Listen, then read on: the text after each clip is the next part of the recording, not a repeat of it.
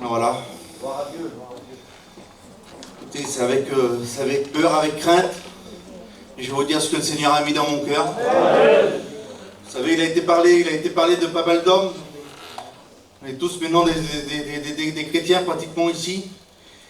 Et écoutez, je vais vous parler d'un homme aussi, moi. Je vais vous parler d'un homme aussi qui a fait du travail dans l'œuvre de Dieu. Je vais vous parler d'un homme qui était impulsif, un homme sûr de lui. Je voudrais vous parler d'un homme qui était dans l'action, qui était enthousiaste, c'est toujours le premier en tête. Mais avant de vous parler de cet homme, j'aurais aimé que les chrétiens, futurs étudiants, serviteurs de Dieu, qu'on se lève de notre place et qu'on prie tous ensemble.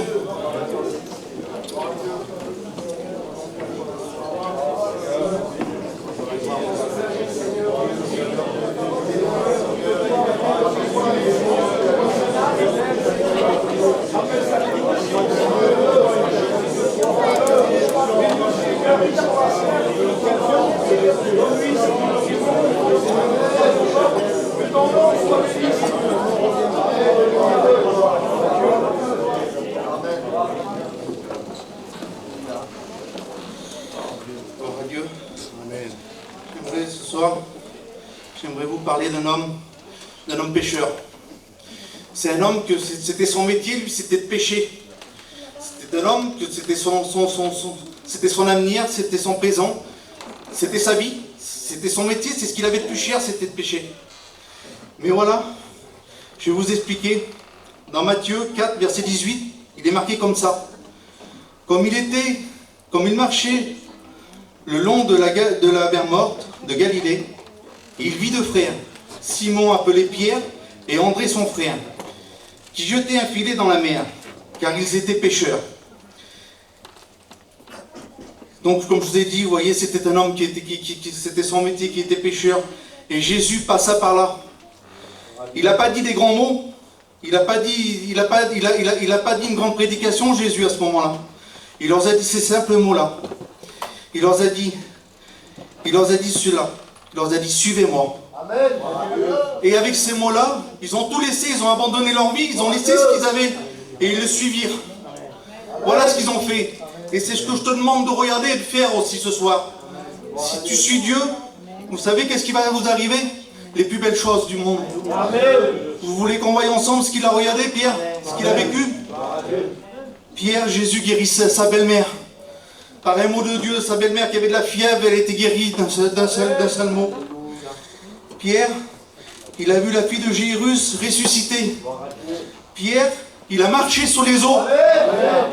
Et il a vécu tant de miracles, Pierre. On pourrait dire des tonnes de choses sur Pierre, tellement qu'il a vécu des choses. Il a resté pendant 3 ans avec Jésus, vivant chaque jour avec, dans tous les miracles, dans tout ce qu'il a fait. Vous vous rendez compte ce qu'il a vécu Pierre? Mais Pierre, vous savez quoi? Ben, c'était un homme. C'était un homme comme moi, comme les frères qui sont là. Il était homme. Et Pierre, malgré qu'il était homme, comme je vous l'ai dit, il avait un caractère impulsif, il avait un caractère fort, Pierre. Mais il aimait Dieu, il aimait Jésus qui vivait avec. Et quand l'armée sont venus, que les serviteurs sont venus pour le chercher, lui, Pierre, ce qu'il a fait, c'est qu'il est sorti. Il a sorti son épée pour couper l'oreille du serviteur. Pourquoi? Parce qu'il voulait défendre son Jésus. Il le connaissait, donc il voulait le défendre. Donc c'est ce qu'il a fait. Parce que c'était un homme. Mais Jésus lui dit, rentre ton épée. Malgré ton caractère, malgré tes forces, même si tu fais une bêtise, Jésus te dit, viens, je t'aime quand même. C'est pas grave que tu as fait une bêtise. Je vais la réparer, ta bêtise, moi. Je vais la réparer, ta bêtise, mais viens, continue à me suivre. Et puis Jésus, malgré qu'il a été prévenu, Seigneur Jésus, a quand même renié Jésus 3 fois. Pourtant il l'aimait, il l'adorait, il venait de le prouver.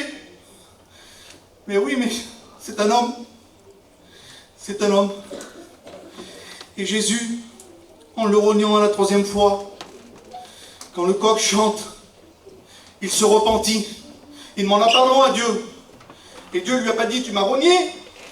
Il n'a pas dit ça? Non? Il a dit viens, je t'accepte quand même.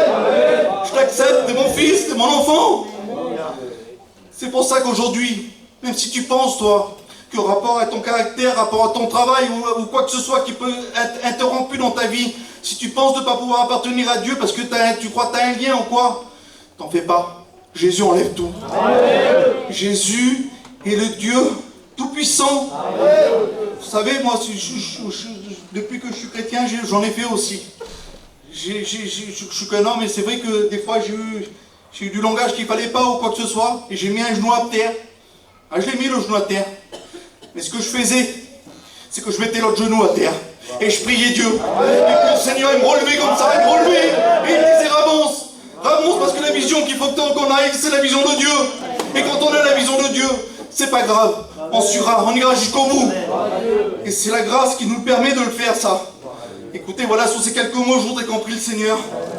Seigneur Jésus, je te loue et te rends grâce, Père éternel. Merci, Seigneur Dieu, merci de la grâce que tu nous as fait, Seigneur Dieu, d'avoir écouté ta parole encore ce soir, Seigneur Dieu.